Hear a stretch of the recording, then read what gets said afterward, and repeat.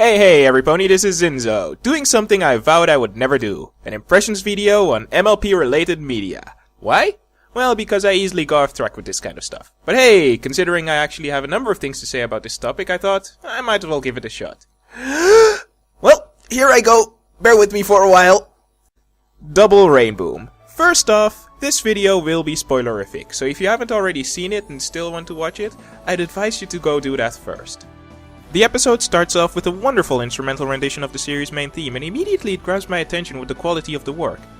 This is a fan-made project, and even though I knew that it was made by a large group of people, I was still very skeptical about how it would turn out. Anywho, in the opening credits, only 3 of our main cast members are credited, immediately keying us in that the rest won't be making a proper appearance. I don't know, that's kinda the reason I only want to see producers and the likes credited at the beginning of stuff. It helps keep this suspense in. Anywho, bunch of names I don't know, title card, opening scene. We're greeted with the scene of Twilight flexing her animation muscles and brewing something. This little scene here perfectly projects my entire sentiments of the first part of this episode. It's slow, it drags, it feels awkward, and to a lesser extent, kinda makes me question what and why I'm watching.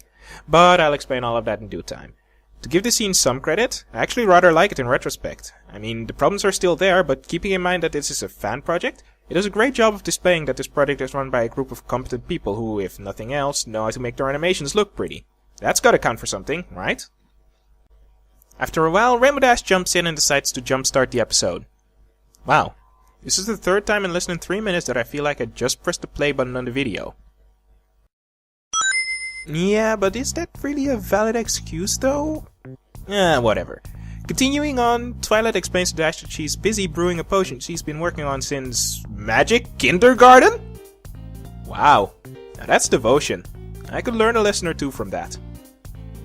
When Twilight finally finishes the potion, it explodes in her face and the library fills up with a purple gas in the shape of a giant, evil, thundering, maniacally laughing troll face.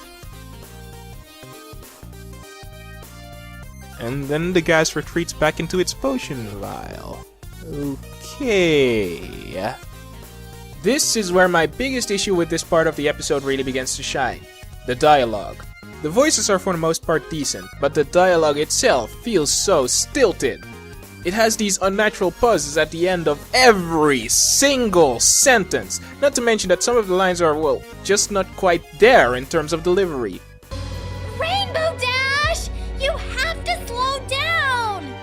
No pony has ever gone this fast before. The side effects could be disastrous! But you made it! Yes, I did. But if you don't know what it is, then how do we know if it's dangerous? I don't. Actually, come to think of it, it sounds like they're waiting for the music to finish its stick before they continue the dialogue. Which brings up my next point, the background music is too prominent. Okay, to elaborate, I'm of the firm belief that in an unmute piece of work, the dialogue should be the central focus of the audio. I'm also of the belief that musical silence can sell a lot more than it gets credit for. Double Rainboom has issues with both of these points. The music plays and chimes with everything the characters do, regardless of whether or not they're talking.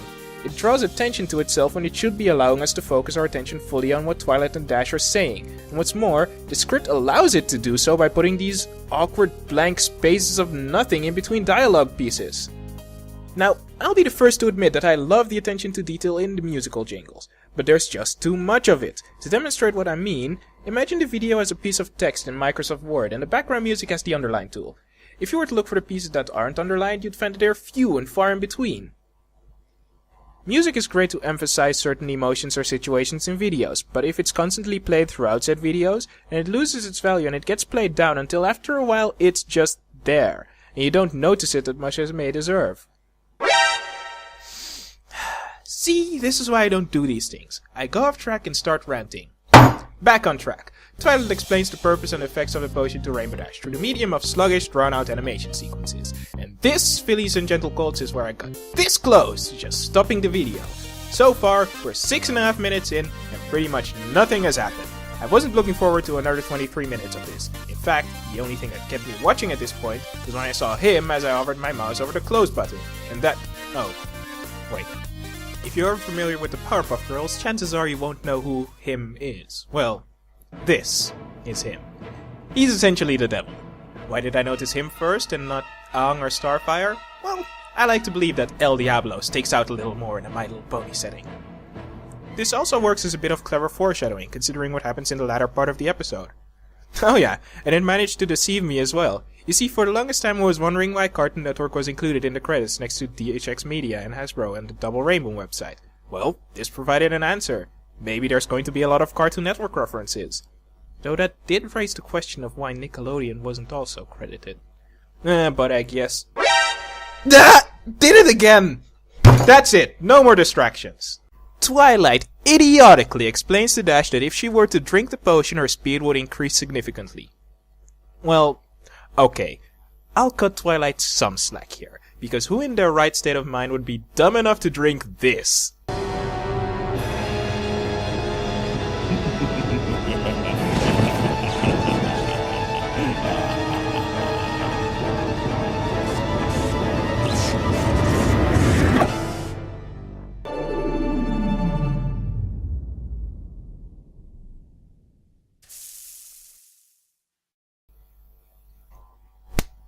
I should have known you would drink it!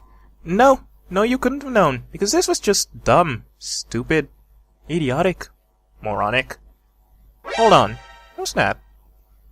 Is that the Mojo Jojo Powerpuff Girl Power Extract Thingamabobbity? Huh. Curiouser and curiouser. Well, whatever the case, the potion doesn't seem to have any negative effect, so Rainbow Dash is let go.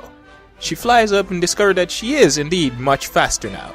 So she flies back down and wreaks havoc in town for a bit. This is possibly my favorite part of this episode, as I find the spoken jokes generally weak, but this segment consists fully of just visual gags and I love them.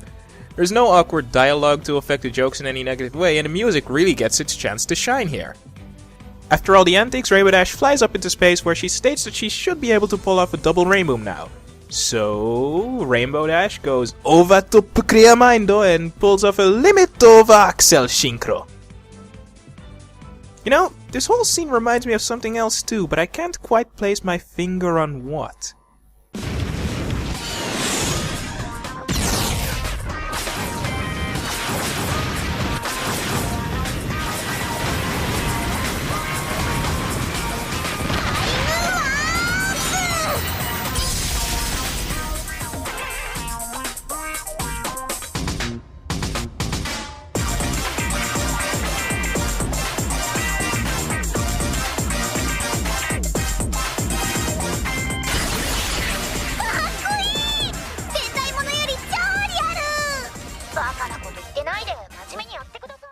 Oh yeah, and what was it that happened in that episode?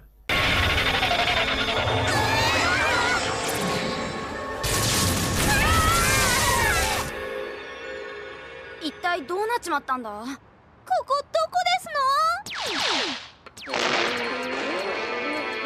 違う世界に来ちゃったみたいですね。